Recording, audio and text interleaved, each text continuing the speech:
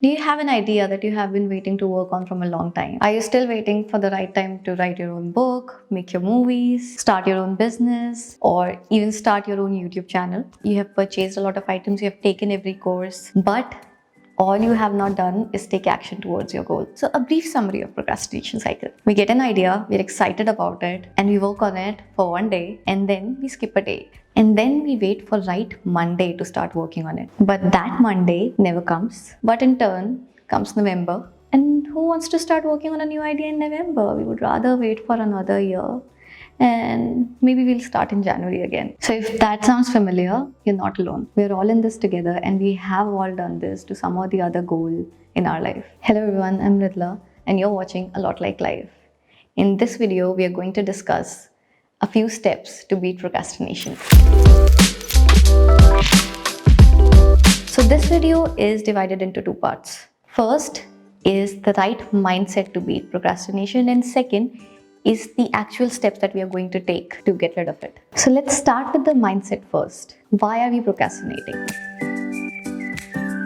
The first mindset shift we need is to put responsibility back on ourselves. As long as we are blaming the surroundings, the people, and circumstances around us, we are never going to put the blame on ourselves, and we are never really going to take responsibility of not procrastinating and to actually start our dream project. Why is that? Because as long as you're waiting for the circumstances to be right, it is something which is entirely out of your control.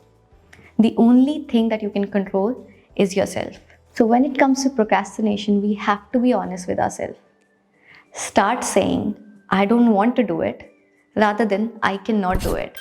How does that sound now? Do you really not want to work on your dream book or on your dream project? You do.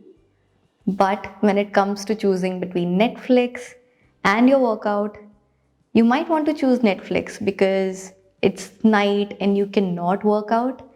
But sooner you start shifting the responsibility to yourself that you do not want to work out simply because you don't want to do it right now. You would rather watch Netflix. The sooner you start taking this responsibility, the easier it will be for you to beat procrastination because you're being honest with yourself.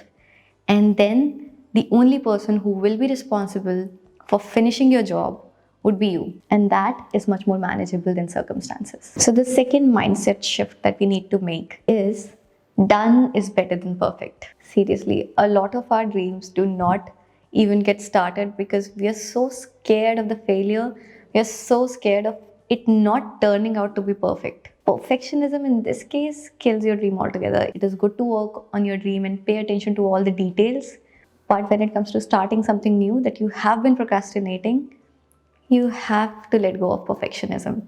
Done is better than good. This is going to be your first time doing something, and it's okay if it turns out to be completely shitty. The fear of failure is real, but you're already failing at it if you're not starting.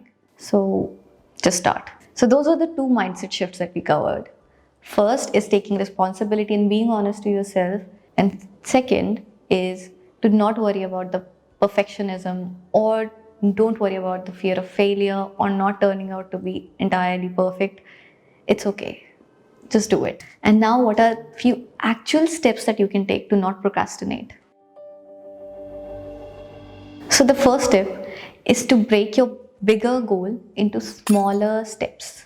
Sometimes when we look at the bigness of our dreams, we are paralyzed enough to not even get started. Let's say you want to climb 1,000 steps. So 1,000 steps in itself looks big, it looks huge, it looks unattainable. But what if you decide to climb 10 steps each day?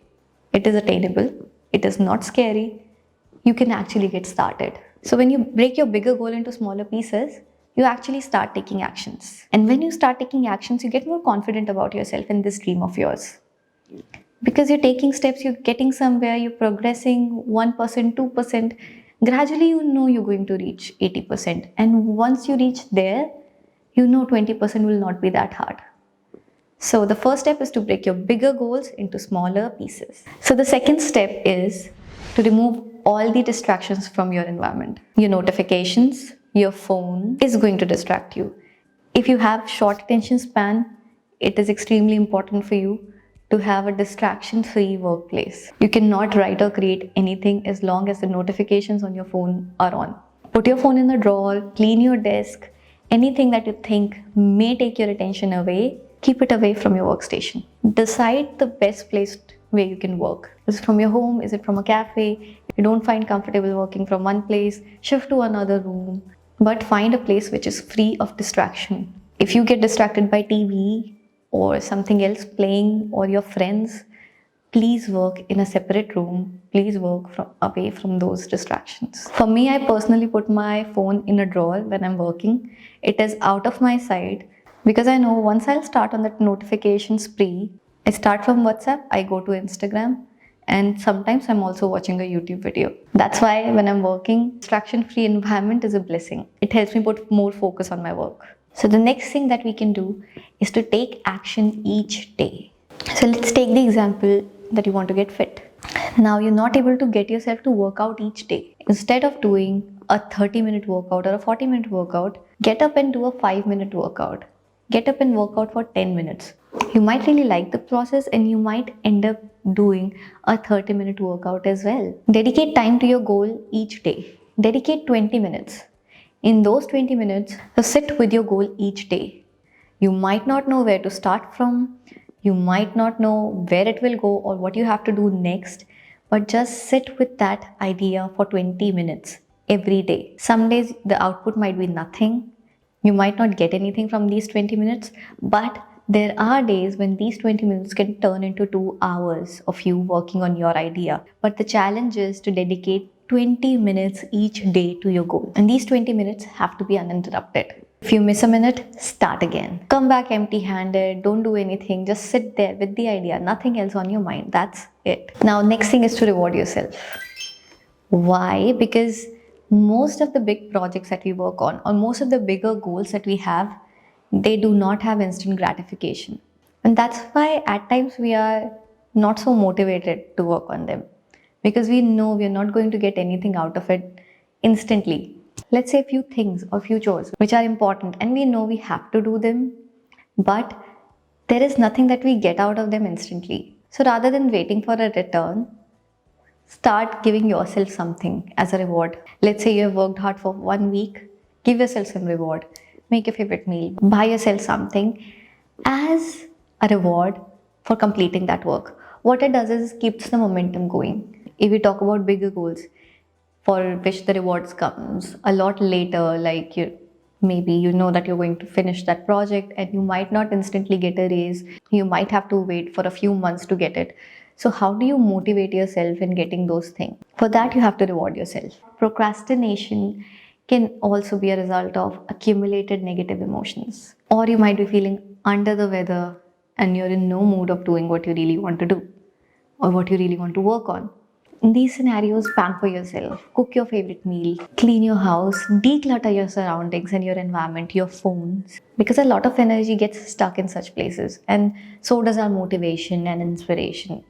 So when we declutter our surroundings, we feel inspired to take action. We have more room to take action, and we have more room to do things that we really want. So this brings us to the end of the video. Please give these tips a chance and let me know if you found anything useful. Apart from these tips, if there's something else you find helpful, please let me know in the comment section below. And if you like this video, do subscribe to my channel. I'll see you in the next video. Bye.